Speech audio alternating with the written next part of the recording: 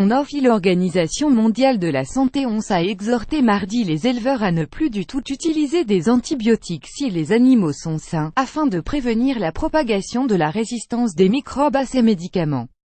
Dans ses nouvelles lignes directrices publiées mardi, l'OMS défend une réduction globale de l'utilisation de toutes les classes d'antibiotiques importants pour la médecine humaine chez les animaux de rente, et prône une restriction complète de l'utilisation de ces médicaments en tant que promoteur de croissance et à titre préventif. En l'absence de diagnostic, les animaux sains ne devront recevoir d'antibiotiques que pour prévenir une maladie diagnostiquée chez d'autres animaux du même troupeau, du même élevage ou de la même population dans le cas des poissons, stipule-t-elle.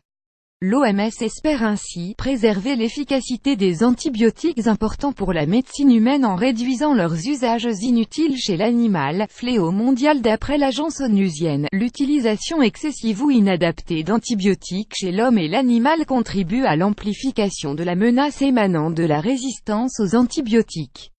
Or ce phénomène pourrait causer 10 millions de décès par an d'ici à 2050, selon une étude britannique récente. Les recommandations de l'OMS se basent sur des dizaines de rapports d'experts et sur une étude publiée mardi dans la revue The Lancet.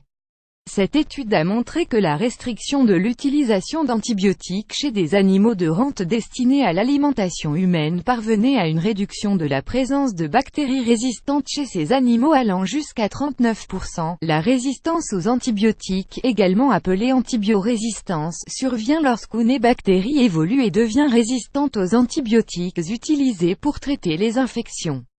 Ce fléau mondial est surtout lié à la surconsommation d'antibiotiques et à leur mauvaise utilisation par l'homme mais aussi par les éleveurs. Selon l'OMS, améliorer l'hygiène, un manque d'antibiotiques efficaces est une menace pour la sécurité sanitaire aussi grave qu'une flambée soudaine d'une maladie mortelle, a affirmé le directeur général de l'OMS, le Dr Tedros Adhanom Ghebreyesus. Le volume d'antibiotiques utilisés chez les animaux continue de croître partout dans le monde, sous l'effet de la demande grandissante en aliments d'origine animale, provenant souvent d'élevages intensifs, a déploré pour sa part le Dr Kazuaki Miyagishima, directeur du département sécurité sanitaire des aliments à l'OMS. Pour remplacer les antibiotiques dans la prévention des maladies chez l'animal, l'OMS propose d'améliorer l'hygiène et l'utilisation des vaccins et de modifier les pratiques d'hébergement et d'élevage des animaux.